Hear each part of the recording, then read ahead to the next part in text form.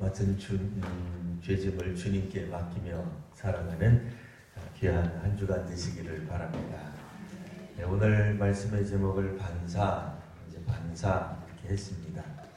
그 반사가 무슨 뜻일까요? 예전에 혹시 교회 학교 예전부터 다니셨던 분들은 반사란 교회 학교에서 선생님을 가리키는 말이다. 이걸 제가 알고 있습니다. 국어 사전에도 나오는 말입니다. 그러나 이제 보통은 이제 반사 그러면 이제 어떤 빛이라든지 이런 것들을 이제 비춰내는 이제 문자 그대로 튕겨내는 저쪽으로 다시 되받아치는 이제 그런 일들이 뭐 반사하다, 반사되다 뭐 이렇게 이야기합니다.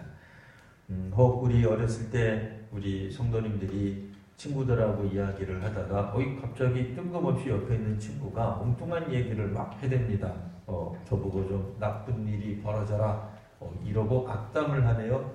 이럴 때 우리가 이 모든 악담으로부터 저주로부터 막아낼 수 있는 주문이 있습니다. 그 주문이 뭐죠? 반사 하면 돼요. 반사 하면은 모든 악담이 그 친구한테로 가는 거예요. 그럼 이 친구가 어떻게 해요? 이럴 줄은 몰랐죠. 자기의 저주가 성공할 줄 알았는데 이런 반사돼서 나오면 자신도 재반사, 제자는 빼고 다시 반사합니다. 그러면 애들이 어떻게 해요? 끊임없이 이길 때까지, 상대방이 지칠 때까지 반사해요. 자, 이제 그게 이 반사하는 거예요.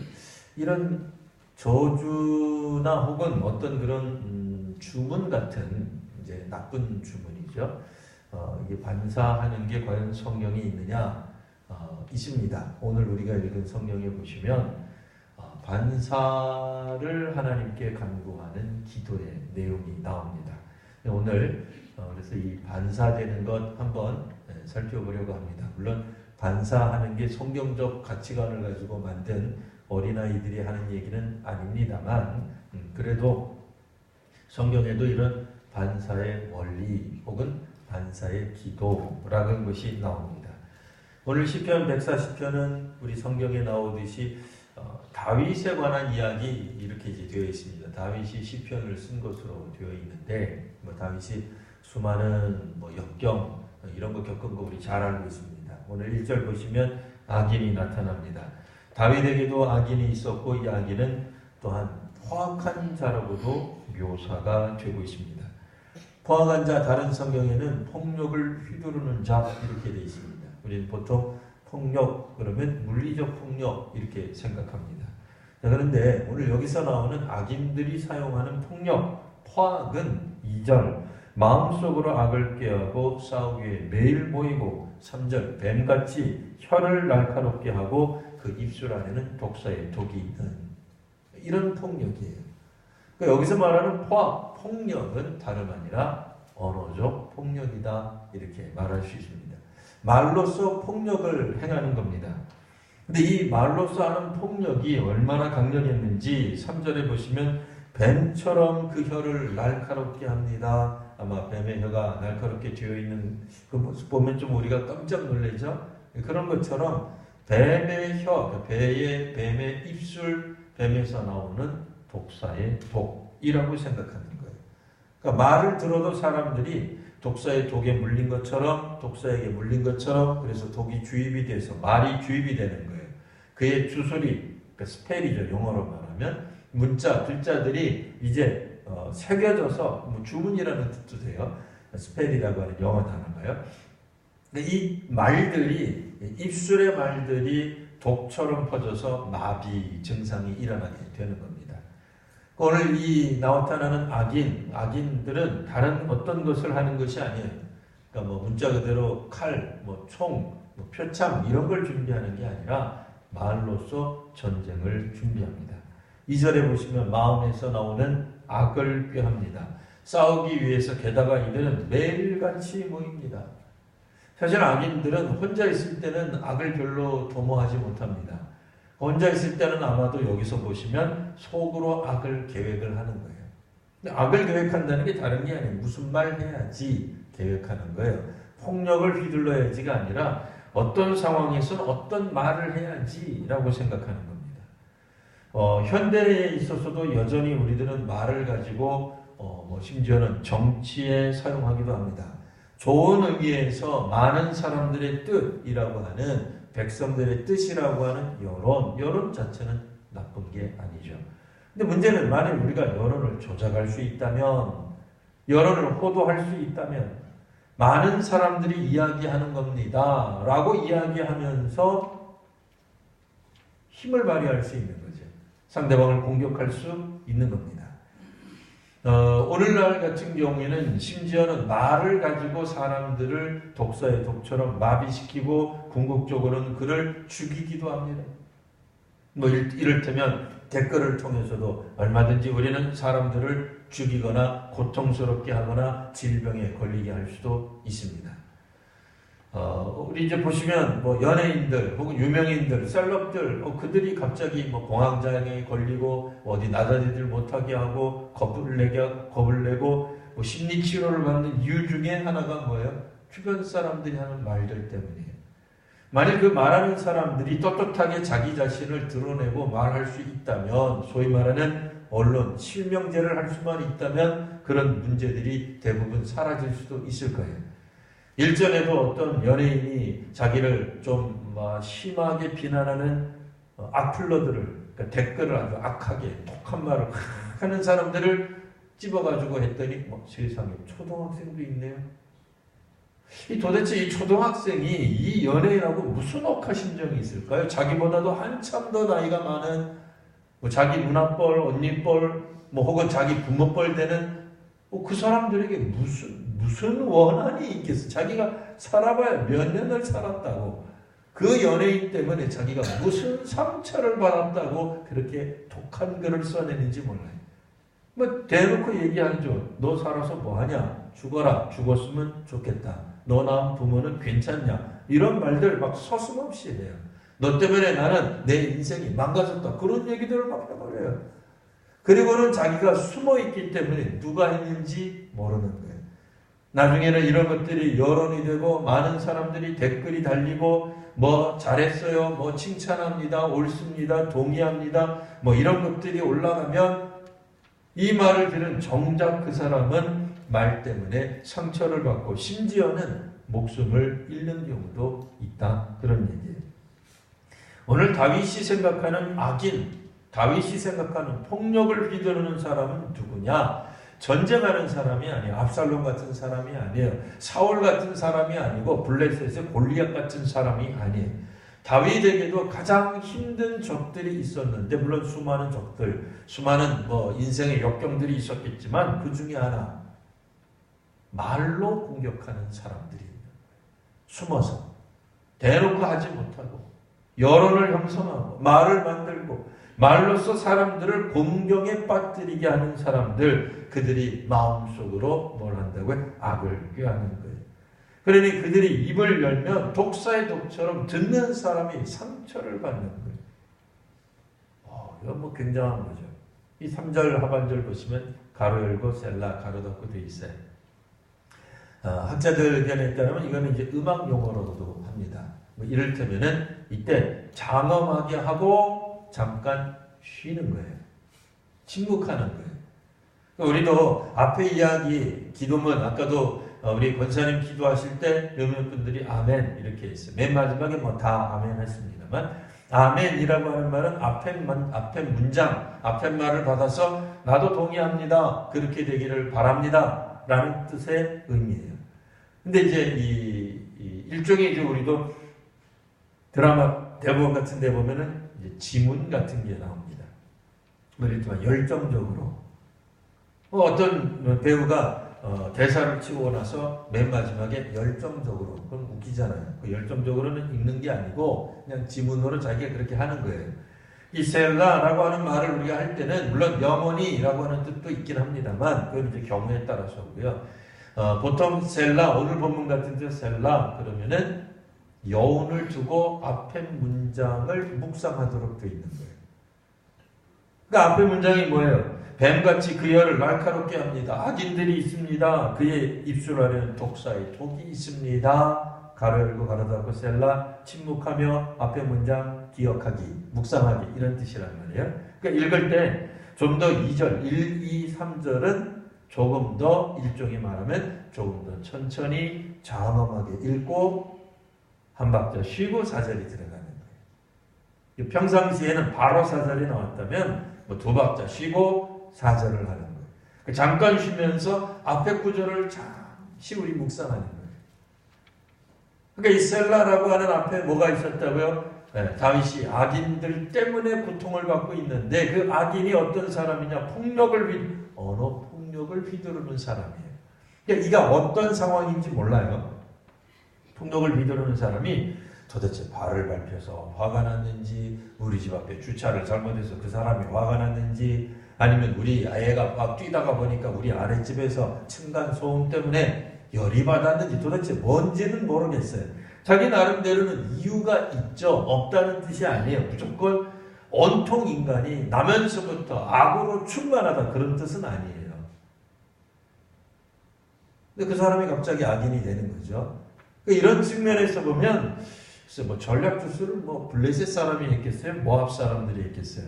뭐 굳이 추정하자 그러면 블레셋이나 모압도 불가능한 건 아니지만 이스라엘 백성이죠. 너무 먼 데 있는 사람들은 말로서 공격하기 어렵죠. 그것 때문에 피해보세요. 아프리카에 있는 사람들이 대한민국 이번에 좀 너무 심했어. 유럽에 있는 사람들이 대한민국 좀 이번에 심한 것 같은데 그것 때문에 충격받으신 분 아무도 없잖아요. 우리가 세계사를 배우는데 저는 한국 사람 맞습니다.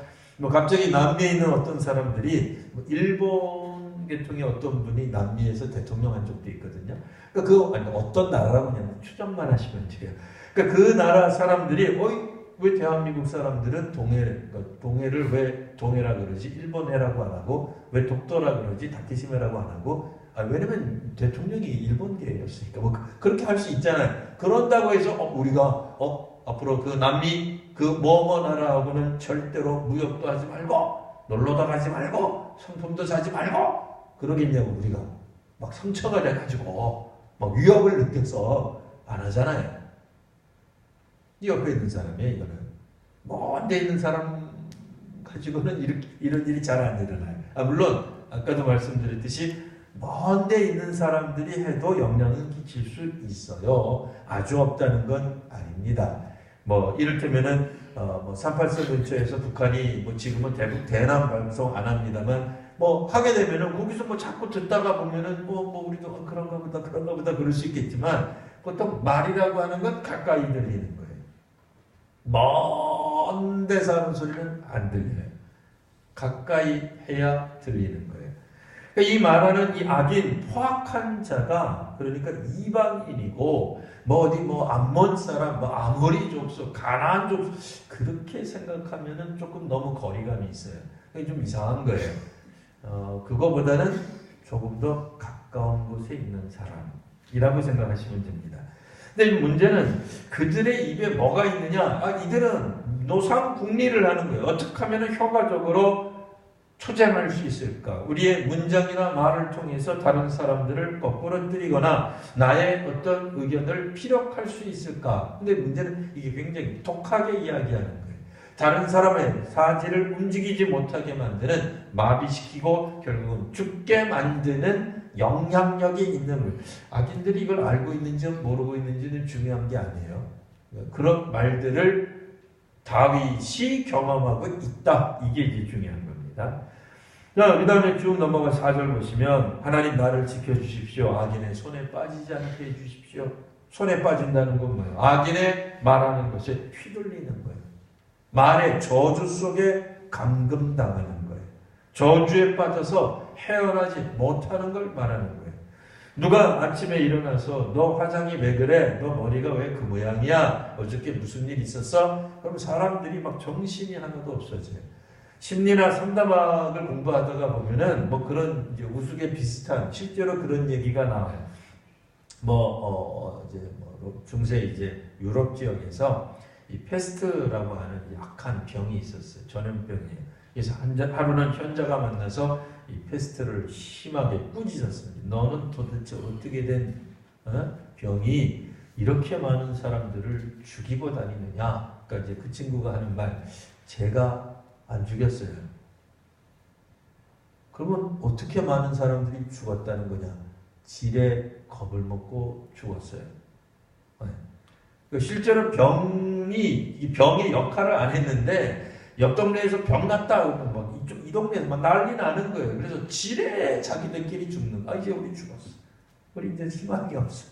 옆 동네 50% 죽었대. 우리 동네 60% 죽을 거야. 아무리 옆에 있는 사람들이 아닙니다. 우리는 방역을 잘했습니다. 패스트균이 우리 쪽으로 못 넘어갈 겁니다. 한쪽에서 그러는 게 무슨 소리입니까? 우리는 곧 죽을 겁니다. 그럼 이제 죽는 거예요. 사람들이 부화내동해도 죽어요. 안 죽지 않습니다.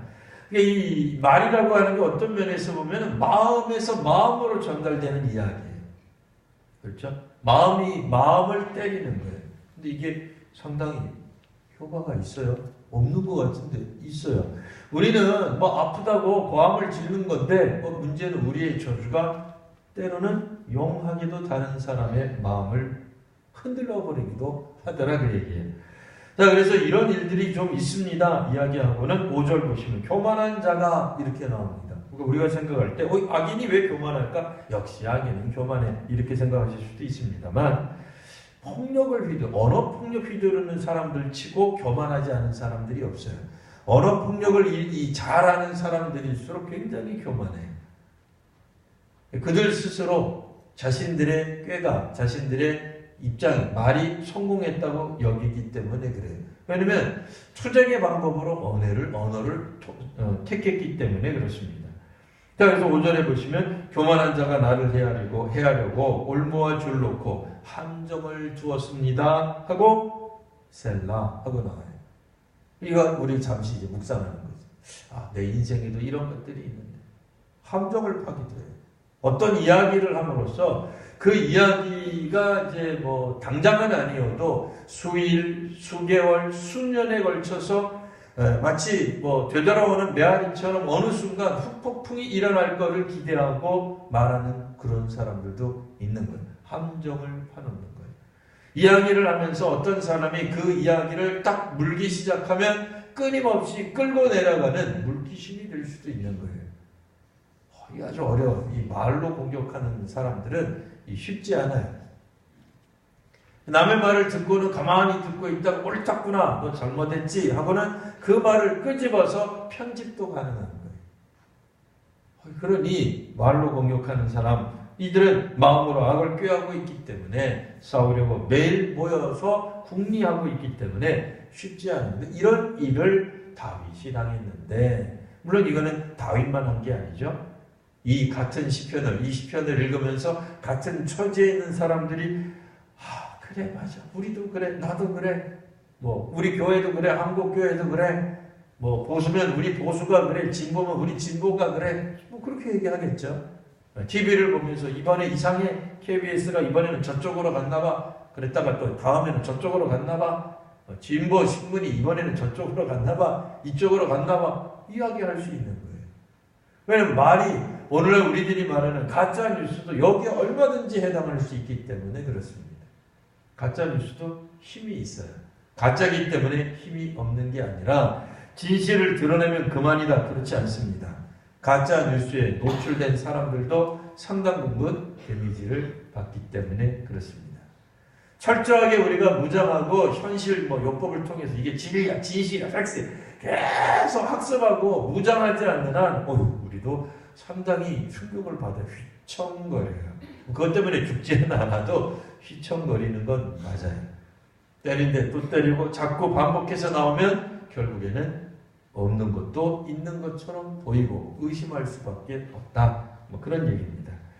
자, 그래서 이제 이런 이야기들을 보시고 그러면 우리 다윗과 같은 시인들은 어떻게 해야 되느냐, 이렇게 이제 우리 간구할 수밖에 없겠죠. 6절 나의 하나님께 말하기를 하나님 주는 나의 하나님이십니다. 그러니 나의 간구하는 소리에 귀를 기울여 주옵소서.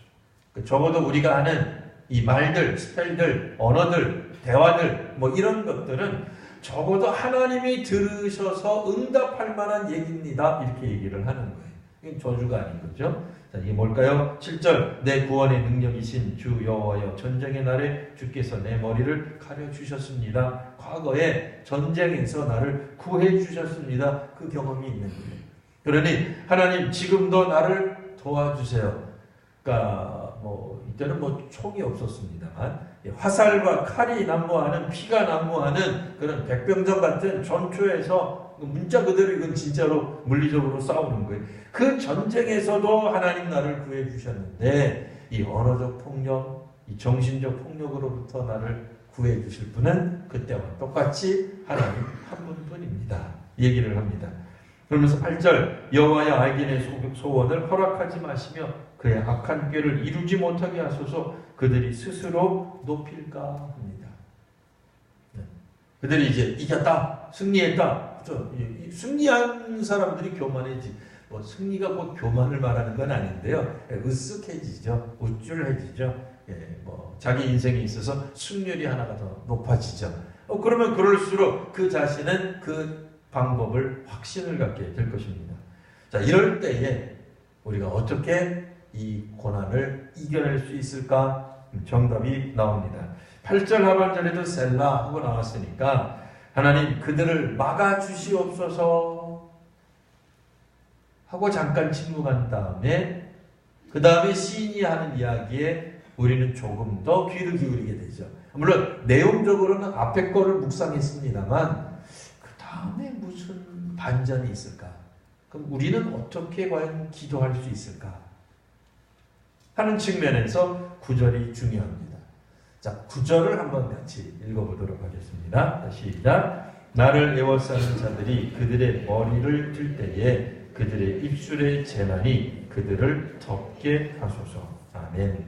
자, 나를 애워싸는 자들 왜 애워싸요? 애워싸서 이야기하려고 못된 얘기 해주려고 막 애워싸는 거예요. 물론 인간적으로는 사람이 우리를 애워싸면 나를 누가 애워쌌는지 알겠습니다만 무리, 뭐 군중, 대중, 뭐 경우에 따라서는 뭐 여론, 뭐 혹은 뭐 민중이라는 단어가 다 나쁜 건 아닙니다만 대중과 유사하게 쓰이기 때문에 하는 얘기고요. 이렇게 될 때는 누가 했는지 알 길이 없어요. 중요한 건 뭐예요? 다수라고 하는 얘기죠. 다수가 소수를 공격하는 이런 상황에서 하나님 뭐라고 이야기를 해요? 나를 애워싸고 있는 사람들이 승리하지 못하게 해주십시오. 머리를 들 때 머리를 든다는 것, 머리를 꼿꼿이 세우는 것, 우리도 그렇잖아요. 교만해지면 머리를 꼿꼿이 빳빳이 들죠. 높게 세우죠. 겸손한 사람, 겸손이 그런 겸손은 아니겠으나 뭐 보통 우리 문화권에서는 겸손하다 그러면 머리를 읊조리다, 뭐 조아리다 이런 표현 쓴단 말이에요. 뭐 경거인 혹은 겸허인 혹은 몸가짐을 좀 이렇게 좀 바르게 하려고 하죠. 머리를 들 때에 이거는 승리한 사람이 하는 거예요. 탁 들고서 이제 굽어 설피는 거죠. 그러니까 승리 못하게 해달라는 얘기예요. 여기서는요. 할 때에 그 다음 이야기 9절 보시면 그들이 입술에 재난이 그들의 입술에 재난이 있었나요? 이게 무슨 말일까요? 재난이 그들을 덮게 하라. 그들이 내뿜는 저주의 말이라는 뜻이에요. 그들이 하는 재앙이 다시 그들에게 돌아가게 하소서라는 뜻입니다. 이 다윗의 시편에 보면 우리 한국의 반사의 법칙을 원리를 잘 알고 있었던 것 같아요. 물론 이제 시대적으로는 아마 이게 더 먼저예요. 우리가 나중인 것 같은데 그래서 모르겠어요. 역사적으로 아이들이 대화하다가 뭔가 좀 불리해지면 반사 이거 언제부터 썼는지 저도 잘 모르겠어요. 역사적으로 이게 삼국시대부터 있었는지 고려시대부터 있었는지 잘 모르지만 구약의 시편쯤 되면 역사적으로 우리보다 훨씬 오래전이에요. 고려시대 때보다 훨씬 더 오래전이기 때문에 아마도 다윗이 이걸 먼저 알았던 것 같아요. 다윗이 말을 하는 거는 물론 다른 관점에서 보면 저주를 간구하는 거죠. 다른 사람을 축복하기보다는 그들에게 재앙이 임하게 해주세요. 그럼 우리가 생각할 때 그 재앙을 위하는 기도냐? 저주를 위한 기도냐? 근데 그렇게 보기는 좀 어려워요. 왜냐하면 지금 나오는 이 재앙, 저주를 간구하는 이 기도의 내용의 본질, 출발은 주변 사람들의 입술에서 나오는 얘기예요. 그러니까 이 다윗의 시편 140편에서 나오는 재앙이, 입술의 재난이, 그들이 저주하는, 그들이 말하는 재앙이 그대로 그들에게 돌아가게 해 주십시오 하는 얘기예요. 그러니까 이 다윗이 혹은 다윗과 함께 마음을 함께하는 신앙인들, 그들이 만들어낸 저주의 내용이 아니고 악인들이 말하는 그 저주가, 그들의 입술에 있는 그 저주가, 그 말들이, 그 주문이 그들에게 적용되게 해주세요라는 얘기예요. 만일 저주가 1단계에서 10단계까지 강력한 저주 마법이 있다고 한다면 1단계면 1단계도 그 사람에게, 10단계를 하면 10단계도 그 사람에게 다 돌아가라 그 얘기예요. 우리가 첨가해서 더 많은 저주를 퍼붓겠다는 얘기가 아니고 하나님이여 그들을 더 저주해 주세요. 그런 얘기가 아니고 그들이 하는 저주의 말, 원망의 말, 독사의 말 같은 독이 들어있는 말들이 그대로 그들에게 되돌아가게 해주세요 라는 말이에요. 어떤 사람이 쓴 글을 보았습니다. 그 글을 보았더니 말을 이렇게 설명하더라고요. 이 입술의 말을 조금 길게 읽어요. 말. 짧게 읽으면 말 되는 거죠. 그래서 마자는 마음이라는 거고 알은 알맹이라는 거예요. 그래서 말이라고 하는 건 마음의 알갱이이다. 마음의 알맹이인 거예요. 그 사람이 만일 어떤 좀 부드러운 말, 또 좋은 말, 고운 말을 한다는 건 그 사람 마음의 중심이 고운 거예요. 고운 말이 나오는 거예요. 편안한 말이 나오는 거예요. 근데 만일 좀 거칠게 나오고 험하게 나온다, 어떤 이야기가 어떤 사람이 말을 하는데 또 상 그럴 것만 해요. 우리 예전에도 청소년들 보면 그런 청소년들이 있었어요. 모든 청소년들이 다 그렇다는 게 아닙니다. 뭐 청소년이나 어떤 청년들 보면 말을 하는데 다 욕이에요. 일단 욕부터 얘기하고 그 다음에 말을 해요. 막 욕부터 하고 영어로 A, B, C, D 얘기하고 밥 먹자. A, B, C, D 하고 학교 가자. 오, 그렇게 얘기를 해요. 아니 그냥 학교 가자, 밥 먹자, 기분 좋다 그러는데 그냥 뭐 영어나 숫자나 얘기하고 그 다음에 기분 좋아. 뭐 심지어는 욕하고 기분 좋아. 도대체 저게 무슨 말인지. 근데 그거는 그 사람 마음에 있는 이야기이기 때문에 나오는 거예요. 자기 마음에 없는데도 그런 말이 나올 수가 없습니다. 그래서 그 저자가 자기 그분의 글의 제목을 이렇게 잡았어요. 당신 안에 모든 답이 있다.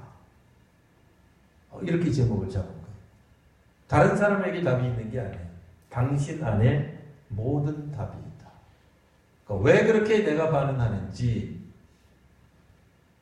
왜 그렇게 내가 세상을 향해서 그런 시각, 세계관을 갖는지 답은 당신 안에 있다.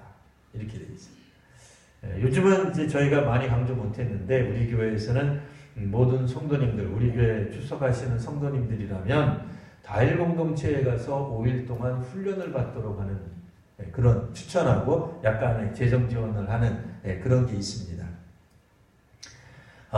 근데 그 프로그램에 가면 이제 왜 우리가 우리 속에 있는 게 뭔지를 보게 하는 훈련 과정이 있어요. 우리 속에 있는 거를 볼 수 있어야 돼요. 그러니까 그런 것처럼 우리 속에 있는 말이 결국은 우리 속에 있는 마음에 있는 것이 튀어나오게 되어 있어요. 2절에 다시 한번 보시면 그들이 마음속으로 악을 꾀하고 마음에 있는 것이 입으로 나오게 되어 있는 것입니다. 그런데 이것으로부터 우리를 지킬 수 있는 방식은 뭔가 다른 거 요구한 게 아니라 하나님 쫓아다니면서 그들을 망하게 해주세요 라는 얘기가 아니라 그들의 저주가, 그들의 말이, 그들의 주문이 워낙 강력해서 그들 자신도 물리면 죽게 될 거다 그 얘기예요. 실제로 독사의 독도 지가 물려도 지가 죽어요. 다른 독사가 자기를 물자면 자기도 죽어요. 독사라고 해서 자기 독으로부터 안전한 게 아니에요. 남을 죽이는데도 효과적이지만 자신도 죽이는데 말이 좀 이상합니다만 자기도 죽을 수 있어요. 아니 죽을 만큼 강력해요. 원래는. 그래서 뜨거운 숯불이 그들 위에 떨어지게 하십시오. 불가운데 같은 깊은 웅덩이에 들어가서 다시는 일어나지 못하게. 근데 이게 새로운 저주나 함정거리를 만들어서 하나님이 그들을 살살살 밀어다가 확 넘어지게 꼬꾸라지게 해라 그 뜻이 아니라 그들이 만든 함정에 스스로 빠져보는 거예요. 뭐 우리 동양적으로 말을 하면 뭐 타산지석이 될 수도 있어요. 자기도 그 세계 가운데 들어가 보면 어떤 일이 벌어지는지 비로소 알게 되는 거죠. 하여튼 이제 마지막 부분입니다. 12절 13절 내가 알거니와 여호와는 고난당하는 자를 변호해 주시고 궁핍한 자에게 정의를 베풀어 주십니다. 그리고 의인들은 주님께 감사하게 될 것입니다. 정직한 자들은 주의 앞에서 살려고 할 것입니다. 라는 뜻입니다. 여기 보시면 이제 고난당하는 자, 궁핍한 자. 우리가 예전에 모든 성도님들이 다 그런 건 아닌데요. 한때 그런 이제 성경 읽기가 유행했던 때가 있었어요. 70년대, 80년대 이후에 우리가 성경을 읽을 때 어떻게 읽었냐면 고난당하는 자, 궁핍한 자는 곧 하나님의 편이다. 하나님의 사람들이다. 물론 이제 지금 저는 이제 그렇게 해석하지는 않습니다. 왜냐하면 그럼 가난하면 다 하나님 편인가? 고난당했으면 다 하나님 편인가? 라고 말할 수 있는가? 물론 하나님이 고난당하는 자 편에 서 계시고 불의가 판치는 세상 속에서 경제 정의가 훼손된 곳에서 당연히 궁핍해질 수밖에 없겠죠. 뭐 일제가 이렇게 뭐 이제 휘두르는 사회 가운데 그러니까 식민지 상황 가운데서 핍박받는 식민지 백성들이 잘 산다, 부자다. 이상한 거죠. 그건 이상한 거죠. 그렇게 될 수가 없죠. 로마가 핍박하고 있는 상황 가운데서 이스라엘 사람들이 잘 산다. 그럼 뭐 로마 사람 아닌 이상 무슨 수로 잘 살겠어요. 그러니까 그런 측면에서 악이 창궐해 있는 세상 가운데서 하나님 백성들이 당연히 가난하게 살겠죠. 궁핍해지겠죠. 고난을 받겠죠. 그런 측면에서라면 당연히 고난받고 궁핍한 자에게 하나님이 함께 하시지만 뒤집어서 지금 내가 고난당하고 있어. 지금 내가 감옥에 있어요. 청송에 가 있어요. 청송교도소 가 있어요. 그러면 항상 올라요? 감옥에 간 사람들이 항상 오는 건가요? 물론 정치사범 말하는 게 아닙니다. 사기쳤어요. 다른 사람을 죽였어요.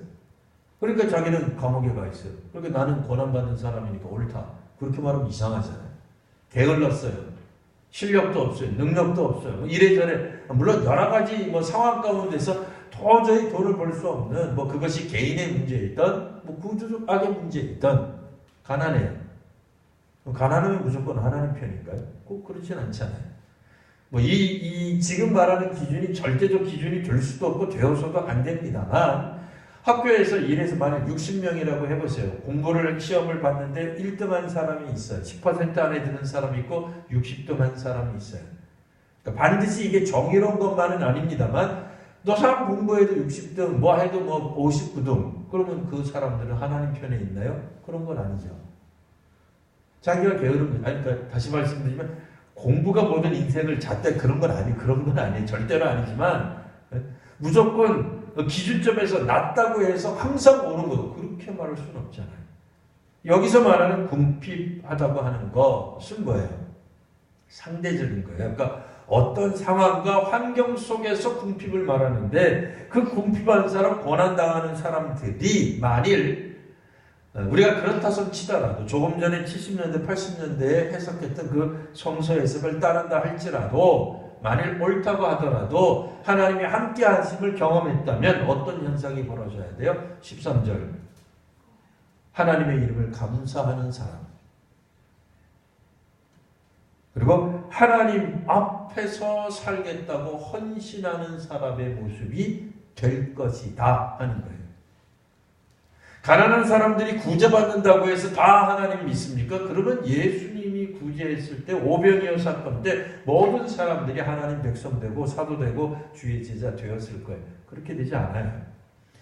예수님이 모든 질병 고쳐준 사람들이 다 하나님 믿고 주의 복음의 전사가 되었느냐? 그렇지 않아요.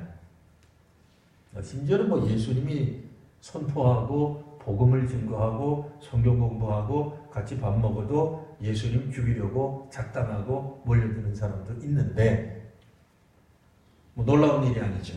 여하튼 오늘 그런 의미에서 12절에서 말하는 고난당하는 자는 다윗 자신을 말합니다.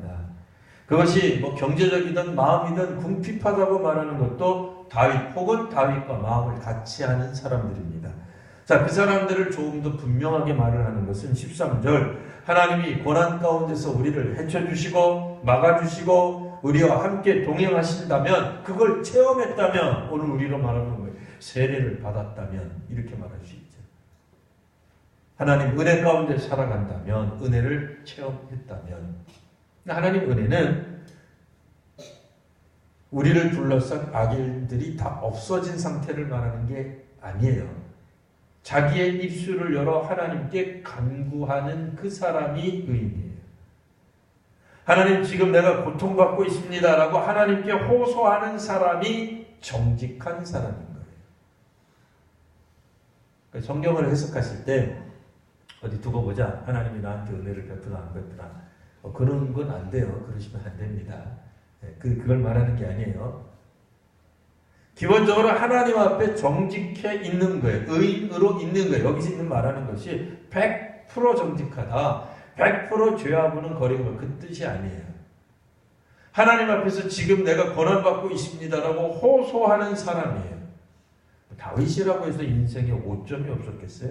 뭐 그렇든 어떻든 지금 하나님 앞에서 자신의 지금 처한 상황, 죽기 직전에 있는 정말 죽을 것 같은 것을 경험했다고 호소하는 이 인물은 다윗이었던 다윗의 시편을 공감하는 우리들이든 이들은 지금 주님의 이름에 감사하며 살아가는 거예요. 왜요?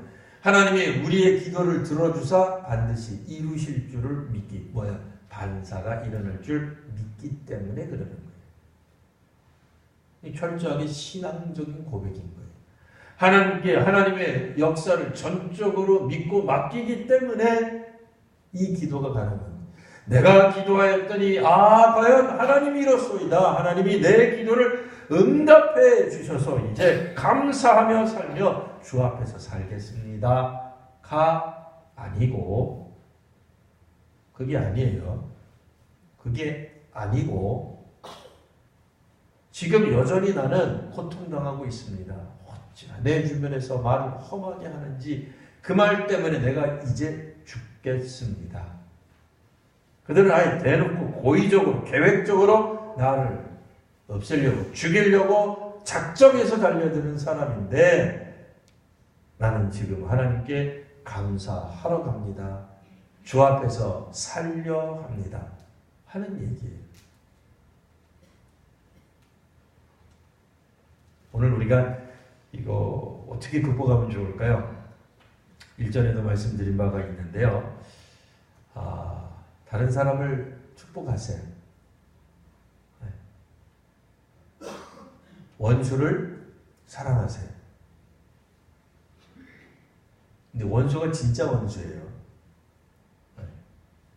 진짜 원수를 말하는 거예요. 오늘날 이런 설교하면 이제 혼날 수 있는데 일본을 사랑하시고 용서하시고 축복하세요. 그러니까 북한을 사랑하시고 용서하시고 축복하세요.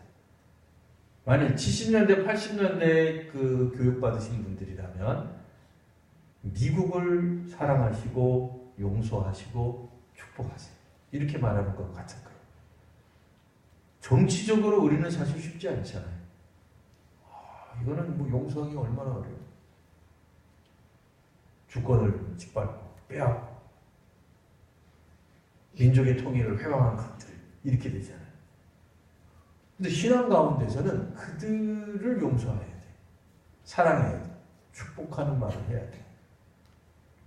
그러면 그 축복하는 말이 그들에게 갔다가 니까지 것들이 뭔데 우리를 축복하냐. 웃긴다. 안 받으면 그 축복이 어디로 돌아와요? 반사되잖아요.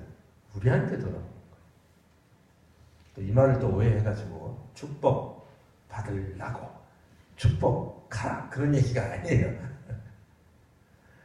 기본적으로 이 반사의 원리가 적용된다고 생각하고 사는 거예요. 우리가 이 반사의 원리가 우리도 기도하지만 저쪽도 기도할 거라는 말이에요. 뭐 제가 잘 쓰는 표현으로 할렐루야 축구팀하고 임마누엘 축구팀하고 축구 경기를 하면 누가 이겨야 돼요? 정답은 기도 많이 한 사람들이 이깁니까? 그런 거 아니에요. 그런 거 아닙니다. 저쪽도 하나님 편이고 우리도 하나님 편이에요. 이 성경에 나오는 악인들도 하나님 백성일 거예요. 이스라엘 사람들이라고요. 히브리 사람들이라고요. 그들도 하나님 편에서 살아갈 거예요. 우리가 상처받았다고 해서 다른 사람을 쉽게 비난하고 욕하고 저주해도 되는 건 아니라는 말씀을 드리는 거예요. 단지 단면만 확 끊어서 다윗과 같은 상황에서 지금 이런 기도를 드린다는 걸 말씀드리는 거예요. 악인의 상황을 제가 알고 싶은 건 아니에요. 그 말 못한다 그랬잖아요. 악인이 어떤 상황에서 이런 지경까지 이르는지 우리 모른다 그랬잖아요. 중요한 건 뭐예요? 반사의 원리는 우리뿐 아니라 다른 사람들도 똑같이 할 거예요. 그러니 반사받기 싫으시면 축복하세요. 축복하는 거예요. 하나님의 사랑으로 하나님의 임재하심을 하나님의 정의를 바라는 것 외에 다른 길이 없습니다. 안 그러면 끊임없이 우리 속에 나오는 우리의 마음의 알맹이를 직면하게 될 겁니다. 하나님이 하시는 시편 140편 하나님의 또 우리가 깨닫고 또 알아가고 또 신앙생활 하게 되는 귀한 우리 성도님들 되시길 바랍니다. 기도하겠습니다. 거룩하신 주님, 주의 말씀 가운데로 나아갑니다. 주께서 하시는 말씀 가운데 저희들을 내던지며 신앙의 여정을, 신앙의 항해를 하려고 합니다. 신앙의 순례의 길에 비록 어렵고 힘든 상황 가운데서도 온전히 하나님을 믿으며 살아가는 저희들이 되도록 은혜를 더하여 주옵소서.